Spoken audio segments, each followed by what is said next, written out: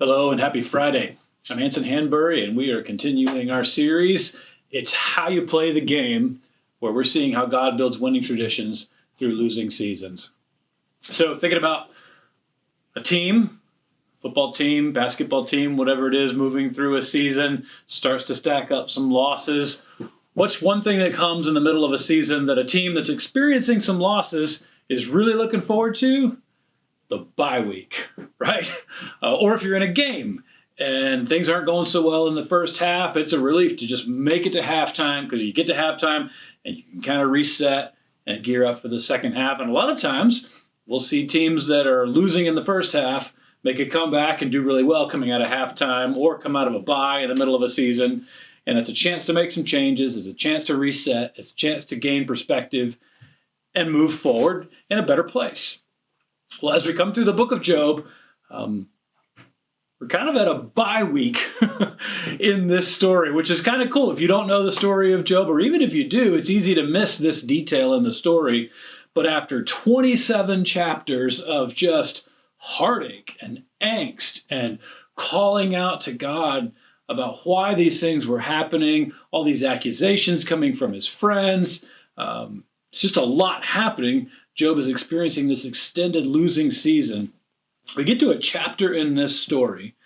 It's chapter 28, and it's kind of like a halftime, sort of like a timeout, sort of like a bide where it's like, all right, we're going to pull up out of the story. And what we hear is the voice of the narrator, most scholars believe, kind of coming back and inserting into the story just one chapter of perspective, one chapter of wisdom to speak into this story. And then the following chapters kind of conclude the story, and we're back into Job's speeches about all the suffering that he has. Another voice of accusation comes at Job, and then we hear from God. So the story will continue. There'll be a second half. But for a moment in the middle of Job's story, we get this voice of wisdom.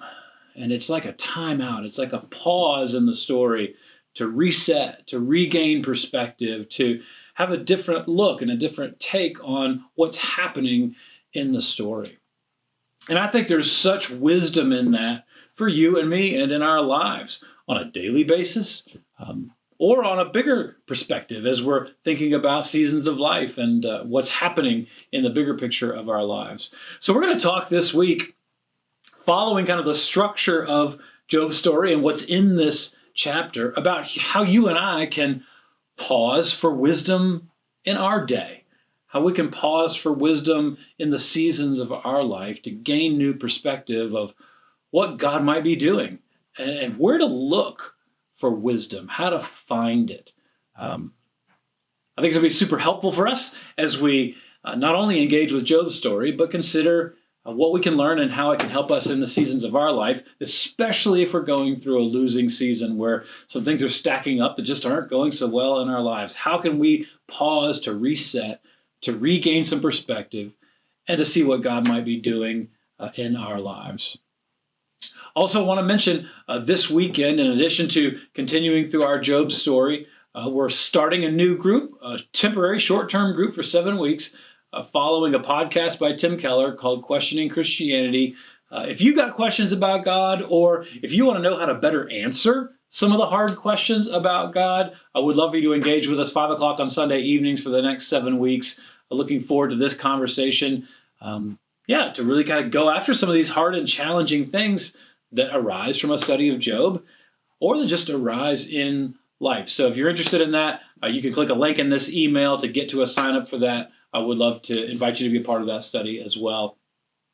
And also hope to see you this weekend as we continue our study of Job and how we can pause to gain wisdom in our lives, whatever season that we're going through.